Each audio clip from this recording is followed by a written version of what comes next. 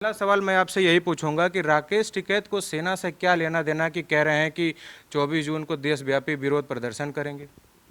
देखिए, राकेश टिकैत को सेना से कुछ लेना देना नहीं है। इसको राजनीति करनी है। सेना का तो ये अग्निपथ तो बहाना है।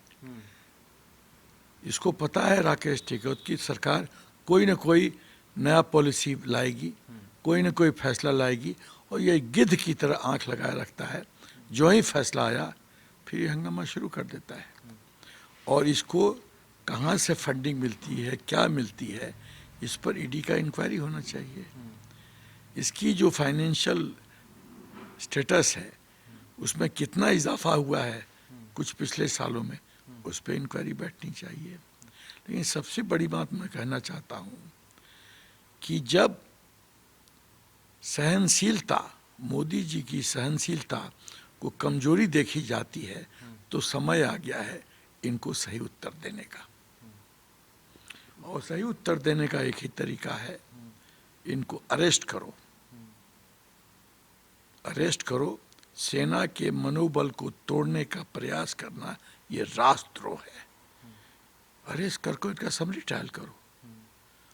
अंडमान, मैं कलकत्ता में पोस्टेड था, मैं हर एक 3 महीना पे टेम्पररी ड्यूटी जाता था पोर्ट ब्लेयर, और मैंने अंडमान के कई आइलैंड देखे हैं, कई आइलैंड देखे हैं ऊपर से, आकाश से। बहुत खाली जगह है। वो आइलैंड इन लोग को बुला रहा है, इनको भेजा जाए ताकि वहाँ की स्वच्छ हवा का आनंद लें। और थोड़ा सा वहाँ पर मैं तो सरकार से निवेदन करूँगा कि एक नेशनल पैट्रियोटिज्म कोर्स या नेशनल पैट्रियोटिक सेंटर अंडमान में खोला जाए। वहाँ एक रिटायर्ड ब्रिगेडियर को कमांडेंट बनाया जाए, और वहाँ वो ब्रिगेडियर साहब इन लोग की थोड़ी सी राष्ट्रीयता का डोज दें, पढ़ाई करें, ज्ञान दें कि राष्ट्रीयता होती क्या है, तब इनके होश ठिकाने आएगा।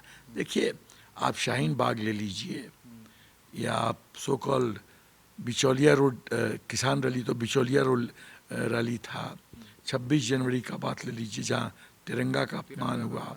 उत्तर प्रदेश में योगेंद्र यादव ने खुद बोला है कि हम तो बीजेपी को हराने के लिए षड्यंत्र रचे थे। वो खुद बोला है सोशल मीडिया। नहीं, क्या नाम उसका, योगेंद्र यादव कौन है? अच्छा, हाँ, योगेंद्र यादव, उसने बोला है। तो ये तो सब देखो, एक यहाँ हिंदुस्तान में एक इकोसिस्टम है जिसको अंतर्राष्ट्रीय स्तर से हेवी फंडिंग होती है, तरह तरीके से हवाला से भी होती होगी, और ये पैसे के लालच में अपनी वफादारी, राष्ट्रभक्ति नीलाम कर देते हैं। कह रहे हैं कि किसान आंदोलन वापस हो गया, सरकार घुटने पे आ गई, अब हम लोग ऐसा प्रदर्शन करेंगे कि सरकार को और सेना को अग्निपथ योजना भी वापस लेना पड़ेगा। ये सरकार मोदी जी की महानता है कि उन्होंने किसान आंदोलन वापस ले लिया, और उन्होंने क्या कहा था, किसान के हित में फैसला लिया था, राष्ट्र हित में वापस ले रहा हूँ। बिल्कुल। इसके बियॉन्ड मैं कुछ नहीं बोलना चाहूँगा, क्योंकि मुझे पता है कि उनको क्या पता है। क्या पता है पंजाब में क्या होने वाला है, हाँ। ये मुझे पता है कि उनको पता है। हाँ। देखो, मोदी जी एक राष्ट्रभक्त हैं। वो राष्ट्र, वो भारत माता के सपूत हैं। जब वो समझते हैं, वो अपोजिशन पार्टीज के शतरंज के हर एक चाल को पहचानते हैं। वो जानते हैं ये क्या चाल चल रहे हैं। ये सब सोचते हैं कि मोदी जी रिटेलिएट करेंगे तो हम विक्टिम कार्ड खेलेंगे, किसानों को मार दिया, किसानों को मार दिया। यही तो ये चाहते थे। मोदी जी ने वो खिलौना ही इनका छीन लिया। अरे तो मोदी जी से नहीं टकरा सकते भाई। लेकिन अब वक्त आ गया है, क्योंकि अब इसने टिकैत ने सेना को चुनौती दी है, तो इसको अब जवाब देने का वक्त आ गया है। और मैं सरकार से निवेदन करूंगा, सख्त से सख्त कार्रवाई की जाए इसके खिलाफ, और इसके सपोर्ट में जो आते हैं उसको भी क्रश कर देने की जरूरत है। आप एक आदमी को क्रश कर दो, फिर खेल देखो। मैं मोदी जी से हाथ जो के विनती करता हूं कि अब पानी नाक के ऊपर निकल चुका है, अब सबक अब डिसेंसी से काम नहीं चलेगा। सठम साठ्यम समाचरेत। जैसे प्रियंका गांधी भी रैली की, कल भारत बंद का ऐलान किया गया था, उनका उस छात्रों का भी समर्थन किया। उन्होंने कहा कि मोदी सरकार सेना को भी और छात्रों के सपनों को भी दोनों बर्बाद कर रही हैं। आगे आगे, आगे जाने के बाद कुछ नहीं बचेगा, क्या कहेंगे? प्रियंका गांधी को से मैं कुछ प्रश्न पूछना चाहता हूं आपके चैनल के माध्यम से। आपने जो 2008 में आपके भाई ने जो एमओयू साइन किया चीन के साथ, उसका कंटेंट क्या है? जरा पब्लिक डोमेन में लाइए। आप एक दुश्मन देश के साथ एमओयू साइन करके आई हैं, वो कॉपी सरकार रिकॉर्ड्स में है ही नहीं। क्या आपने साइन किया वो नहीं है। आपका भाई डोकलाम में चाइनीज एम्बेसडर के साथ डिनर खाता है। आपका भाई नेपाल में, जब यहाँ इतना समस्या चल रही है, नेपाल में बार में चाइनीज एम्बेसडर के साथ बगल में बैठा है। आपने 2012 में आपकी सरकार ने रफाल को L1 घोषित किया, लोएस्ट वन। टेक्निकल बिड खुल गया, टेस्टिंग हो गया, रफाल फाउंड ओके गुड। उसके बाद कमर्शियल बिड खुला, कॉम्पिटेंट फाइनेंशियल अथॉरिटी का अप्रूवल हो गया। अब खाली सप्लाई ऑर्डर प्लेस करना था। जो 2012 में L1 हुआ, 2014 मई तक आपने सप्लाई ऑर्डर क्यों नहीं प्लेस किया? आज तो सवाल उठा रहे हैं। प्रियंका, आप भी जानती हैं सप्लाई ऑर्डर क्यों नहीं प्लेस हुआ, मैं भी जानता हूं सप्लाई ऑर्डर क्यों नहीं प्लेस हुआ। क्यों नहीं होगा सर? क्यों पूछते हो सवाल? सवाल उत्तर तो बहुत ऑब्वियस है भाई, उत्तर बहुत ऑब्वियस है। सप्लाई ऑर्डर प्लेस नहीं हुआ, कहीं ना कहीं तो वेस्टेड इंटरेस्ट है, इच्छा की पूर्ति नहीं हुई है, तो नहीं ऑर्डर प्लेस हुआ। दूसरी बात, जब लोगों ने एंटनी से पूछा कि आपने सप्लाई ऑर्डर क्यों नहीं प्लेस किया, तो बोला हमारे पास धन की राशि नहीं थी। तो 126 का tender inquiry, global tender inquiry क्यों निकाला? क्योंकि 126 वर्ल्ड का ये सबसे कॉस्टली टेंडर था। तो मलाई ही मलाई तो बस, तो अब वो मलाई मिला नहीं, तो ये चक्कर हो गया। किस पार्टी ने कितने हजार स्क्वायर किलोमीटर चाइना को दे दिया? किस पार्टी की गलती से?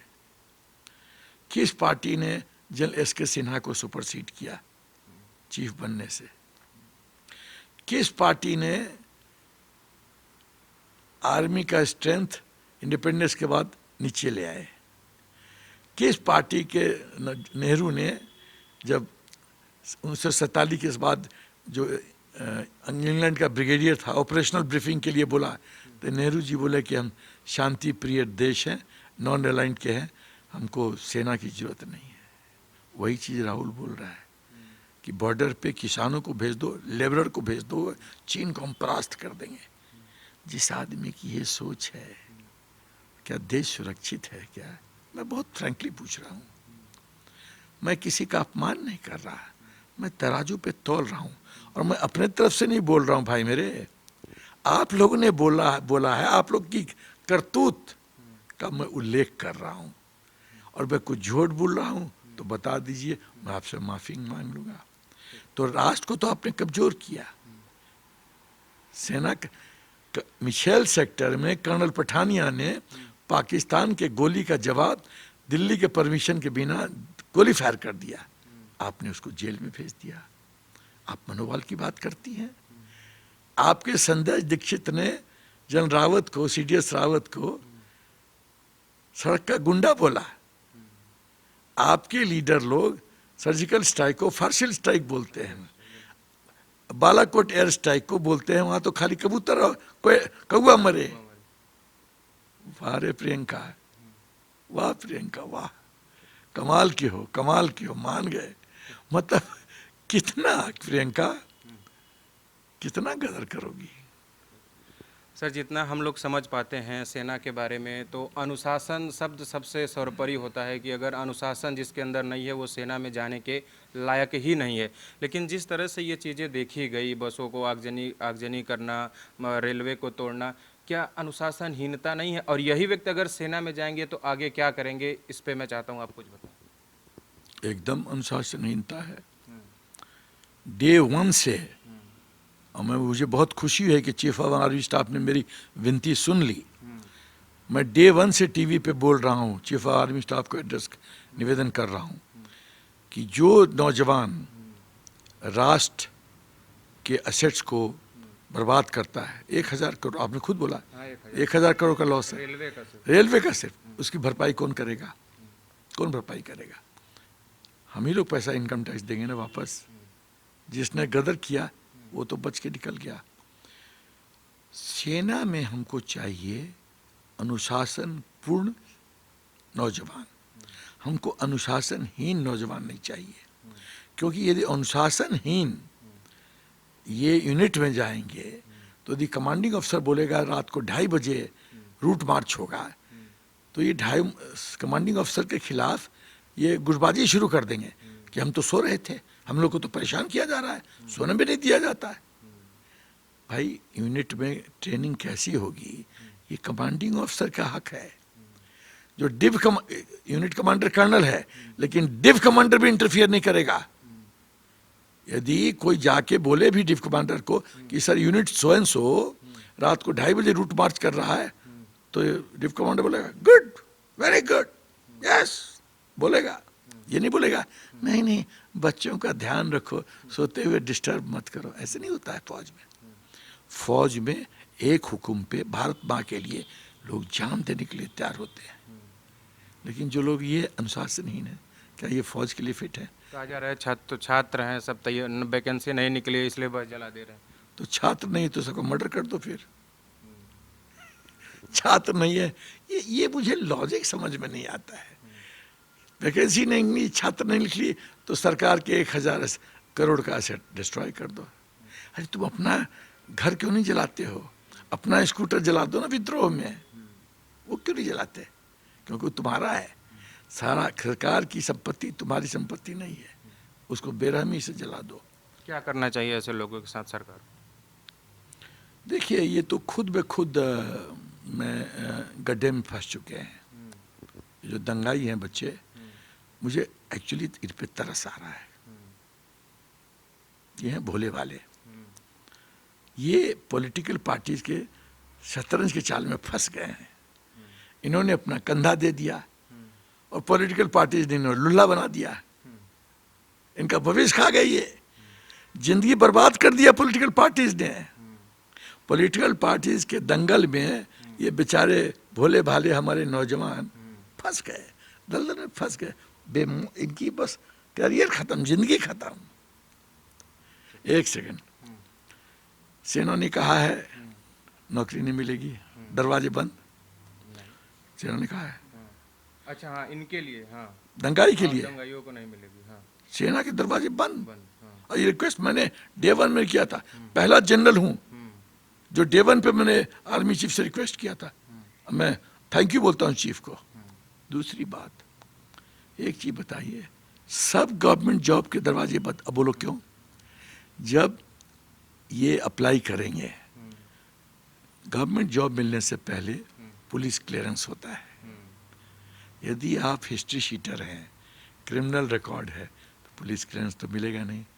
तो बेटा मेरे सेना से भी गए, बेटा मेरे तो गवर्नमेंट जॉब से भी गए, तो तू करेगा क्या बच्चे? काबिलियत तेरे पास है नहीं, डिग्री है नहीं, अनुभव है नहीं, तो तू करेगा क्या? अब तेरे को बिहार का मैं उदाहरण देता हूँ। बिहार में बहुत लोग सब चाहते हैं, लड़की का बाप, कि लड़का सरकारी नौकरी में हो। पहला प्रश्न, लड़का सरकारी नौकरी करता है क्या? हाँ, अच्छा अच्छा ठीक है साहब। उसके बाद डाउरी की बात। अब क्या होगा? नौकरी गई, छोकरी भी गई, डाउरी भी गई, जॉब भी गया। पेरेंट्स का लुक आफ्टर कैसे करोगे बुढ़ारी में? अपने माँ पिता का कैसे लुक आफ्टर करोगे? मैं ये सोच के बहुत चिंतित हो रहा हूँ यार। मैं 4-5 दिन से बहुत अपसेट हूँ कि इन बच्चों का क्या होगा। और ये जो पॉलिटिकल पार्टीज कह रहे हैं कि पेंशन दे दो, पेंशन दे दो, मैं इन बच्चों को बोलता हूँ, जो जिसके कहने पे तुम आग लगाए ना, उसके पास जाओ कि भाई मेरे तो दरवाजे बंद हैं, आपने तो मेरा लॉस कर दिया, अभी लॉस की पूर्ति करो, मुझे 30,000 की नौकरी दो, 4 साल के बाद 23.5 लाख रुपया दो, मुझे पेंशन दो, पेंशन की गारंटी दो, फ्री मेडिकल दो, फ्री कैंटीन के रेट पे, सब्सिडाइज रेट पे मार्केट से सब सामान खरीदने का मौका दो, मुझे 10% रिजर्वेशन दिलवाओ जब मैं सेना का नहीं भी हूं तब भी, और नहीं तो अपने घर में गेस्ट रूम में रखो, मेरा खाना वाना फ्री कर दो, जाओ पूछो, धक्का मार के तुम्हें निकाल देंगे। तो तुम मेरे बेटे कहीं नहीं रहे, इधर भी गए इधर भी गए। क्या ये बुद्धिमत्ता का परिचय है? तुमको अपना हित नजर नहीं आता, बेवकूफ की तरह कूद गए मैदान में, तुमने तो खुदकुशी कर ली है। मुझे तरस आता है। सर, जब भी सेना की बात आती है या सेना की तरफ से किसी योजना का शुभारंभ किया जाता है, जैसे 1 रैंक 1 पेंशन की बात हुई, सीडीएस की नियुक्ति की बात हुई, और अब ये अग्निपथ योजना, हर योजना का विरोध होने लगता है और कहा जा रहा है जब से मोदी सरकार आई है सेना पे राजनीति हो रही है, पहले सेना राजनीति से हमेशा दूर रहती थी। देखो, आपको ये समझने की जरूरत है, मोदी जी के फैसले पे और पॉलिसी पे, नए पॉलिसीज पे विद्रोह क्यों? मैं कारण बताता हूँ। जिस तरह से मोदी जी ने भारत की छवि अंतर्राष्ट्रीय स्तर पे बहुत ऊंचाइयों तक ले गए हैं, जिस तरह से हमारी आर्थिक व्यवस्था बढ़ी है, आपको पता है ये पॉलिटिकल पार्टीज हमारे वैक्सीन पे कितना हंसे थे। फिफिजर का ले लो, फिफिजर का ले लो, हिंदुस्तान वैक्सीन बनाएगा और हम विदेश को वैक्सीन दे रहे हैं। तो ये जो अंतर्राष्ट्रीय षड्यंत्र है, चाहे सोरोस हो, चाहे सिख फॉर जस्टिस का पन्नू हो, प्लस अमेरिका में बहुत कुछ ऐसी शक्तियां हैं जो चाहती हैं कि मोदी जी इतना मजबूत क्यों हो रहे हैं, इसको कमजोर करो, भारत को कमजोर करो, इसकी आर्थिक व्यवस्था को कमजोर करो, ऐसे उपद्रव फैलाओ ताकि लोगों को लगे, एफडीआई जो इन्वेस्ट करना चाहते हैं, फॉरेन डायरेक्ट इन्वेस्टमेंट, यहाँ तो अशांति है, मेरा तो इन्वेस्टमेंट सही नहीं है, इसको कमजोर करो। साजिश यहाँ है। और यहाँ के पॉलिटिकल पार्टीज जो कुछ हैं, जयचंद, राजद्रोही, उसके बहुत ही इंपॉर्टेंट हिस्सा हैं। मुझे पता है कि इस पॉलिटिकल पार्टी कहाँ से, किस माध्यम से, कहाँ से कितना पैसा ले रहा है, by and large I know, मुझे पता है। क्यों नहीं उसका हम लोग हाथ मोड़ते हैं? क्यों नहीं मोड़ते हैं? सीधापन की एक सीमा होती है। मोदी जी से अपील करता हूं, आप शेर हैं, आप इनको सबक सिखाइए, नहीं तो ये आपके माथा पे नाचना चाहते हैं, ये आपके माथा पे बैठ के नाचना चाहते हैं, नहीं चलेगा। इससे राष्ट्र का, अब 1,000 करोड़ को छोटा अमाउंट होता है भाई मेरे, इसमें हम कितना मिलिट्री इक्विपमेंट खरीद लेते इजराइल से वगैरह वगैरह से, वो तो पानी में चला गया। वो पैसा 1,000 कहाँ से रिकूप होगा? तुमसे, हमसे, हमको इनकम टैक्स देना पड़ेगा। जो बर्बाद किए वो इनकम टैक्स। एक और सुझाव मैं देना चाहता हूं सरकार को, जिस स्टेट में जितना भी सरकारी संपत्ति का लॉस हुआ है, उस स्टेट के मुख्यमंत्री की जिम्मेदारी है, फिक्स किया जाए कानूनी दृष्टिकोण से, कि आप उस हर्जाना जो लॉस हुआ है उसको रिकूप करो। रिकूप करने का तरीका, जिसने दंगा किया है वो, उसके पेरेंट्स, उसके फैमिली, उसका एसेट ले लो। सब मुख्यमंत्री को पता होता है किस पॉलिटिकल पार्टी का किसने अपने गुंडे भेजे हैं दंगा करने के लिए। उस पॉलिटिकल पार्टी को बोलो ये लॉस रिकूप कर दे, और नहीं तो पॉलिटिकल बैन फेस कर। दो ही रास्ता, पैसा दे नहीं तो पॉलिटिकल बैन फेस कर। ये कानून बनाइए। एक और बिंदु मैं कहना चाहता हूं, वक्त अब आ गया है कि राइट टू प्रोटेस्ट उसको रोकना पड़ेगा। आपने पार्लियामेंट क्यों बनाया, राज्यसभा क्यों बनाया, आपने असेंबली क्यों बनाया, आपने लेजिस्लेटिव काउंसिल क्यों बनाया? आप इतना पैसा खर्च करके प्रतिनिधि को भेजते हो, उसका क्या मकसद है? कि जो भी हिंदुस्तान का प्रश्न है उठाया जाए, उस पर चिंतन हो, मंथन हो, फैसला है, वो कानून बनाया जाए। यही फायदा। क्या शाहीन बाग में डिसाइड होगा कि मोदी जी क्या फैसला लेंगे? क्या बिचौलियों रैली में डिसाइड होगा किसान के हित में क्या है? क्या ये राकेश टिकैत डिसाइड करेगा कि सेना के हित में क्या है? कि सेना के चीफ डिसाइड करेंगे? चीफ डिसाइड करेंगे जैसे। तो डिसाइड तो भाई ये कर रहे हैं भाई मेरे डिसाइड तो ये कर रहे हैं। तो देखो, ये अंतर्राष्ट्रीय बहुत बड़ा षड्यंत्र हो रहा है हिंदुस्तान के खिलाफ। इसको तोड़ने की जरूरत है, नहीं तो हम कष्ट में आ जाएंगे। और ये जयचंद वगैरह जो है यहाँ हिंदुस्तान में, उनकी कब्र तोड़ने की जरूरत पड़ेगी। एक अंतिम प्रश्न लेते हैं। अग्निपथ योजना से लगातार सवाल उठाया जा रहा है कि इसमें 6 महीने की ट्रेनिंग की जा रही है। कई ऐसे कर्नल भी हैं, कई ऐसे जनरल भी हैं जो कह रहे हैं कि 6 महीने की ट्रेनिंग में कोई भी जवान परिपक्व नहीं हो पाएगा। आप मानते हैं इस बात को?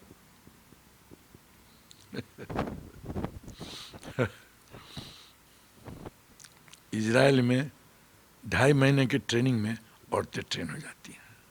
2.5 महीना। 15 देश है जहाँ से 2 साल से 4 साल का इस तरह का इंडक्शन है, प्रोसेस, रिक्रूटमेंट प्रोसेस। 15 देश। मुझे तो पता चला है, कल परसों का न्यूज़ है, चीन भी अग्निपथ की तरह स्कीम निकालने वाला है। चीन वो कॉपी करने जा रहा है हमको। ये मेरी खबर है, हो सकता है खबर गलत हो। सवाल ये पैदा होता है कि 2.5 महीना की ट्रेनिंग या 6 महीना का ट्रेनिंग, 2 चीज़ें हैं। जब हम ट्रेनिंग की बात करते हैं, 2 दृष्टि बिंदु है, basic course, specialised course. Basic course में एक इंडिविजुअल सेना का बाय एंड लार्ज जो नॉर्मल रूटीन ड्यूटीज है वो करने में सक्षम नहीं, महासक्षम। लेकिन जो स्पेशलाइज्ड कोर्स है, ठीक है, उसमें वक्त लगता है। तो भाई ये 4 साल के लिए आ रहे हैं, हम उनको ऐसे ऐसे ड्यूटी पे कौन न डालें जहाँ बेसिक कोर्स का ट्रेनिंग एडिक्वेट हो, काफ़ी हो, और वहाँ पे जो हमारे बंदे नौकरी कर रहे हैं उनको साइड लाइन करो, क्योंकि वो तो फुली ट्रेंड सोल्जर्स हैं, उनको स्पेशलाइज्ड काम पे लगाओ। ये इस तरह का जो डिप्लॉयमेंट होता है ना, और मैन पावर का यूटिलिटी होगा, वो तो सेना चीफ डिसाइड करेंगे ना। मैं जो भी कर्नल साहब, ये लोग जनरल साहब बोल रहे हैं, मैं उनकी नीयत पे प्रश्न नहीं उठा रहा। हो सकता है नीयत अच्छी हो, लेकिन उनको ये अप्रिशिएट करना चाहिए कि हम लोग रिटायर कर गए हैं, हम लोग के पास वो इनपुट नहीं है जिस इनपुट के आधार पे सेना चीफ ने ये फैसला लिया है। क्या क्या इनपुट उनके पास होगा हमें तो नहीं पता। काफी मंथन हुआ, इस पे विचार हुआ तब 2 साल से वाइस चीफ ने क्या बोला कि 2 साल से मंथन कर, इनफैक्ट 2 साल से क्यों, ये शेखर गुप्ता ने 1989 में इंडिया टुडे में 28 फरवरी 1989 को आर्टिकल लिखा है कि हिंदुस्तान की सेना सबसे बूढ़ी सेना है। तो ये तो 89 से मंथन हो रहा है। तो जो कर्नल साहब, जनरल साहब बोल रहे हैं, वो वेटरन है, मैं उनका सम्मान करता हूँ। सिर्फ निवेदन ये करता हूँ कि ट्रस्ट योर चीफ, अपने सेना पे चीफ पर विश्वास रखो।